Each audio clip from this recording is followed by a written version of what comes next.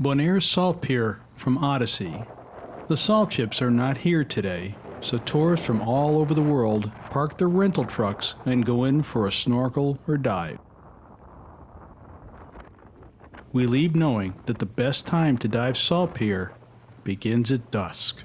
Hey guys, welcome back. This is Rich. In this episode, we're going to be diving Bonaire's famous Salt Pier at night. And the reason we're going to be doing this at night is because there are a lot less divers in the water and there's a lot of marine life you'll see at night that you won't see during the day. Also, your lights will bring out some amazing colors. Also, Doreen and I have a personal attachment to Salt Pier in that a number of years ago we actually volunteered with Stanapa to reattach sponges to the pier that were removed due to them having to reinforce the pilings on the pier. So they were cut off, they hit the bottom, we'd pick them back up and they reattached them with fishing line. And we're going to see where these were reattached to the pier and how they actually adhere and are growing again. In the description, we will have a link to that particular video that talks about how we actually reattach those to the pier. Now also, we're going to be seeing some really cool things. We're going to be seeing a real light show in that, we're going to have squid that chromatophores are firing off at night and they emit beautiful colors. We're also going to see some bioluminescence from a comb jellyfish that's floating in the water column.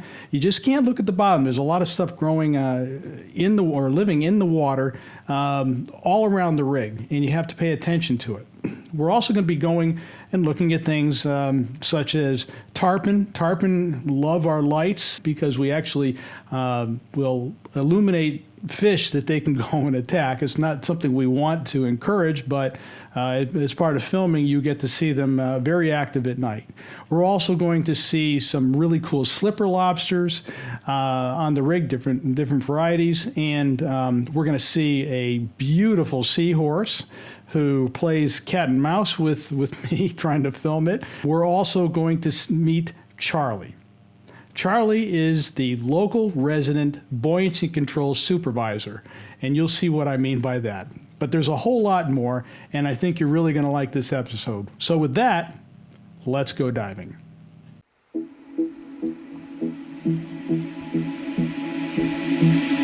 Drifting on the This is the story of two divers that left the corporate world to move to Bonaire to live a diver's life by the sea. I move on. Many only dream about this life. Wash up on that shore. Our hope is to inspire you through our experiences and stories so that you can live the dream too. This is A Diver's Life. Sky, reflection in my eye, and it's true, so true, that my life is a she-shy.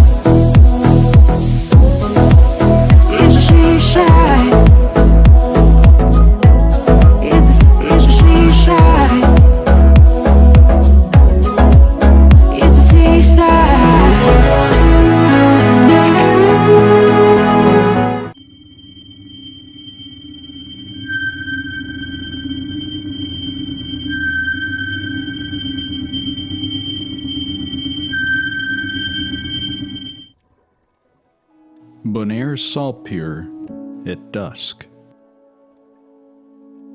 A green sea turtle checks us out. To capture the colors, we must swim up the pilings. A large bristleworm amongst yellow tube sponges. The ambient light creates a tranquil silhouette. The pilings are a haven for marine life like this basket star. A sea rod flutters in the current. Purple Sergeant Major nests are everywhere. A brittle star.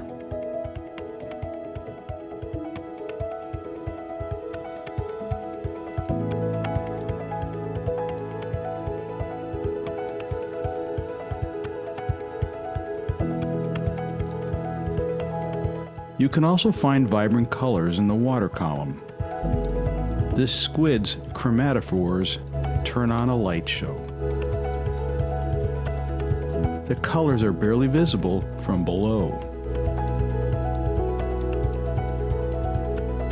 Some marine life emits a cold bioluminescent light. Less than 20% of this light generates thermal radiation. Tarpon attack small fish illuminated by our lights at the top of the pilings. What can we find on the seafloor?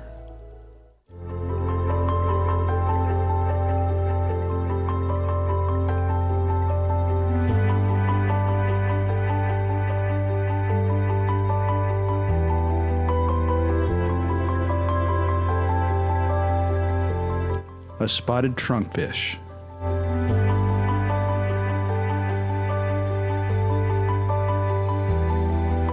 A slipper lobster takes a walk in our lights.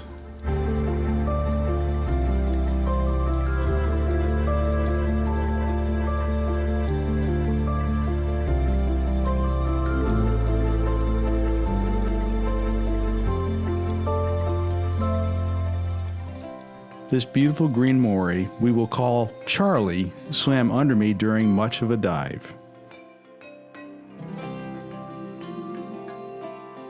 It was probably thinking I was hunting lionfish.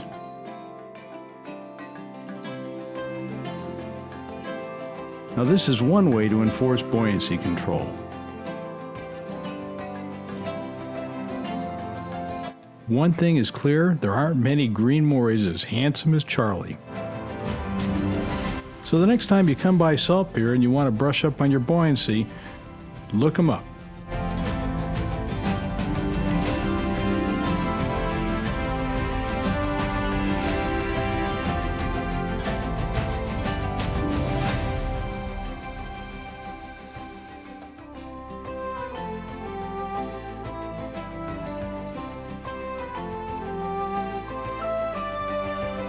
A stoplight parrotfish.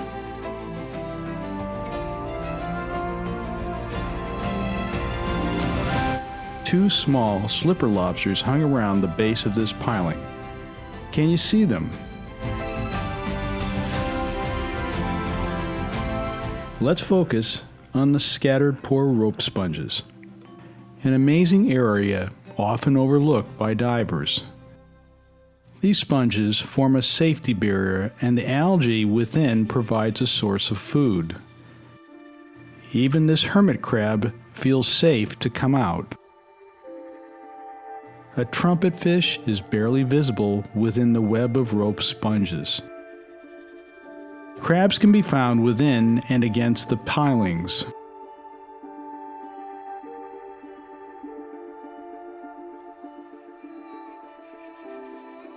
Out of the darkness, a seahorse appears within the sponges. It starts out with a whitish color. Its color changes to one that is more orange. To get closer with my lights, we begin to play cat and mouse. It slowly moves to evade our lights, which are quite far out.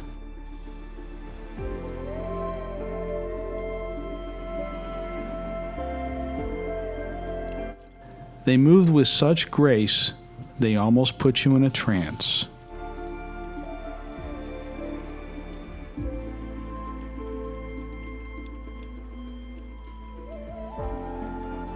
Minimize the amount of light that you shine on a creature's eyes.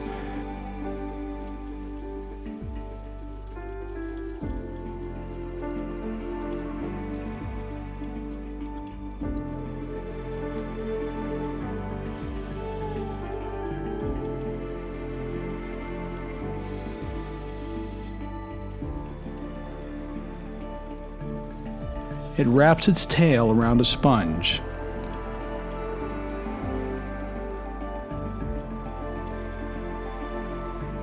I get a little closer, and off it goes. We decide to move on to leave it to its safety. We move back up the pilings to see where we had reattached sponges with fishing line back when they were servicing the pier. Brittle star legs often poke out of sponges where they are hiding. A ring of sponges indicate where sponges were reattached. These lumps are file clams.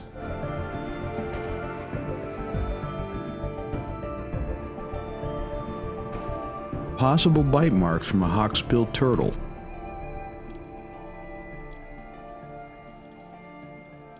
An arrowcrab struts off along the piling. It is time to head in.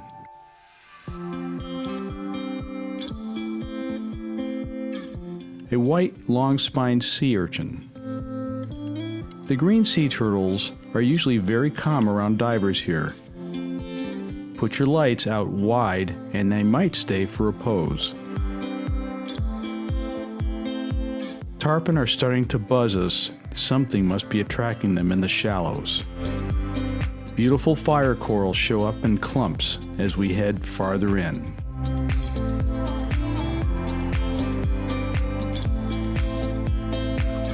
Gorgonians appear.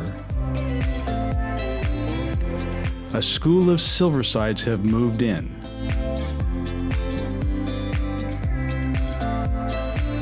This is why we have tarpon.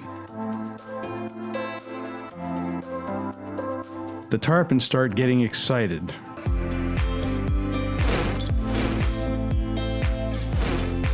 The Silversides get denser and start nipping at our hands.